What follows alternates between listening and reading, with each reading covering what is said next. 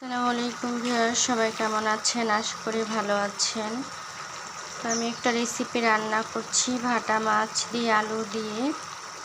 তো সেজন্য আমি নিয়েছি কিছু পেঁয়াজ কুচি, রান্নার তেল, 1 চামচ হলুদ, 1 চামচ মরিচের গুঁড়া, জিরার গুঁড়া 1 চামচ, 1 চামচ লবণ, পরিমাণ মতো স্বাদ মতো দিতে হবে। আলু কুচি করে নিয়েছি, তারপর একটু পানি দিয়েছি, মাছগুলো ভেজে নিয়েছি প্রথমে, তারপর সব একসাথে দিয়ে রান্না করছি। বাটা মাছটা কিন্তু খেতে খুবই মজাদার। তো যে কোনো সবজি দিয়ে বা আলু দিয়ে রান্না করলে আর একটু ভালো লাগে তরকারিটা।